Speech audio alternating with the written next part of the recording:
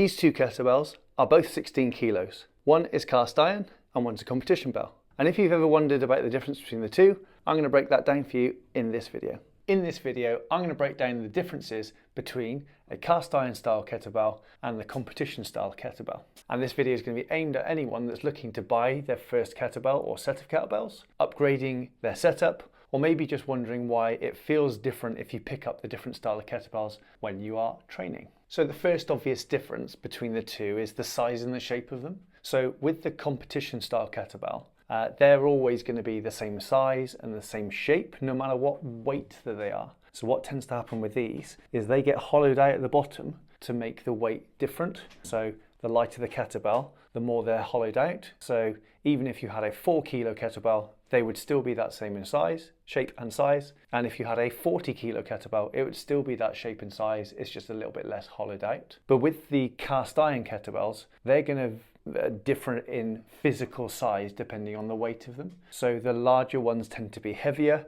and that also means that you're going to have to subtly change your technique with these as they grow bigger and get heavier, whereas your technique is going to remain mostly the same. Well, it should remain entirely the same with the same size kettlebells. So there are pros and cons to both of these. Obviously, they're not going to get any different in terms of shape. So storage is going to be a little bit easier with these because they're going to take up the same amount of space for each one. Whereas obviously if you get to bigger and bigger kettlebells with these ones, they might take up physically more space. But there are going to be some pros and cons of both. You just need to pick what's best for you in that department. The second key difference is going to be about the handle. So that links into the size and shape of them as well. So again, with all the competition kettlebells, they're going to have the same geometry on the handle. They're generally a little bit thinner. So if you struggle with hand size or position where you want it to be, these can be a lot more consistent. But with the cast iron ones, obviously as they get physically bigger, they tend to get a bit thicker on the handle.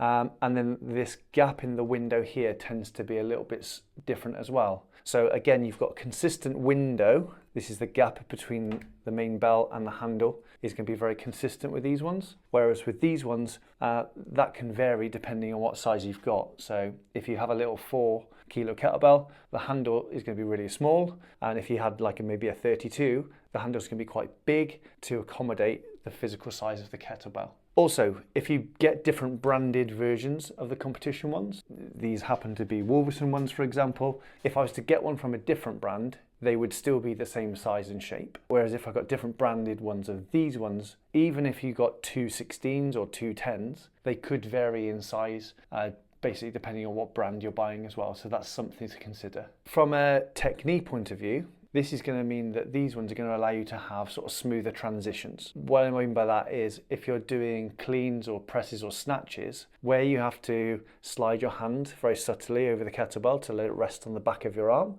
because these are going to be very consistent, that's going to be a lot easier. And if you have to adjust your technique for each different type of kettlebell when you go for a weight on the cast iron ones, there are going to be some subtle differences. You might have to very, very subtly change your technique for those. Next point is going to be about the center of mass of the kettlebells. So essentially where the weight feels in the kettlebell. So with these ones, again, it's going to be very consistent and it's going to be more in the middle of the kettlebell. You'll often sometimes maybe even see people juggling with these sort of kettlebells because of the weight being evenly distributed all over the mass. It's much smoother all over the density of the kettlebell, and the way that it moves is a lot more predictable. Whereas with the cast iron ones, the weight tends to sort of focus around the bottom, and we might say it is quite forward pulling. That can sometimes lead to these ones feeling a little bit heavier. Even though if we got a scale out now and weighed both these two, they would both say 16 kilos, but some might argue that this one just feels heavier. That same sort of argument where if you are someone that uses barbells, some people say that the 20 kilo plates just feel heavier than the bumper plates, the coloured ones, and that's just a feel thing, even though they actually weigh the same amount. Comfort is going to be my next point. Because of things that we've already discussed about the size of the handle, the size of the window, the physical size of the kettlebell, it could be that these ones might feel better to you than these ones, or it could be that these ones feel better to you than these ones.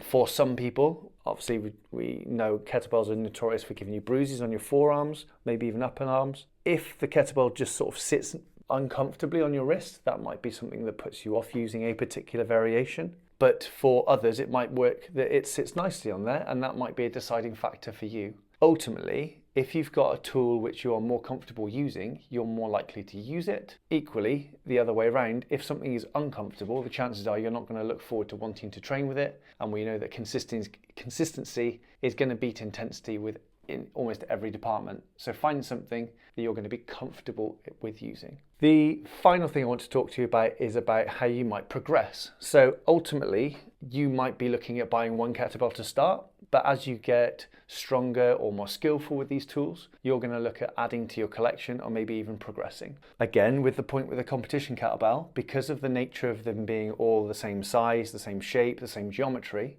if you were to pick up the 16 and then pick up the 20, or if you were to invest in something heavier again, you're going to get an identical feel to these. It means that the skill you've developed is not going to change too drastically, and you're going to be able to develop that skill further just with a heavier load. With the cast iron ones, obviously, as we've talked about already, as the geometry changes, that's going to mean that some of your technique might need to change. You might be less precise because of the way that the handle feels, or way that the center of mass in these are going to be slightly different. So as you upgrade from a 16 to a 20 or any other variation, you're going to need to almost relearn the skill possibly.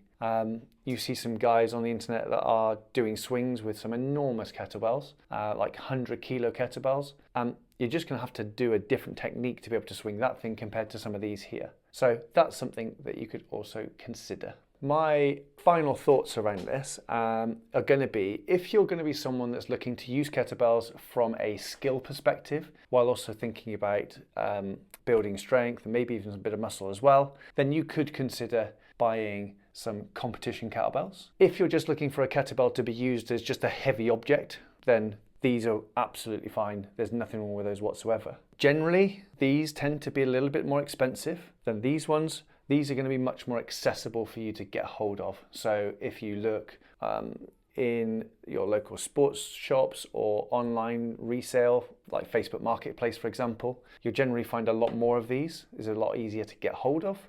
But these, although they're fewer and far between, they are a little bit more higher price point. Overarching theme, if you're looking for something that's consistent and efficient, these are the ones to go for. If you're looking for something simple and accessible, I would say these are the ones to go for. Ultimately, I don't think there is a best option. I think there's just something that's best for you, and you just need to consider what are the trade-offs you're going to need to want to make. So there is no such thing as a solution, just trade-offs. Work out what's going to be best for you. If you don't know what weight kettlebell that you need to invest in, or maybe even consider upgrading in, there's going to be a video just here for you to click. Also, let me know in the comments what is your preference on which type of kettlebell you prefer, and give us a reason why. I'm curious to find out.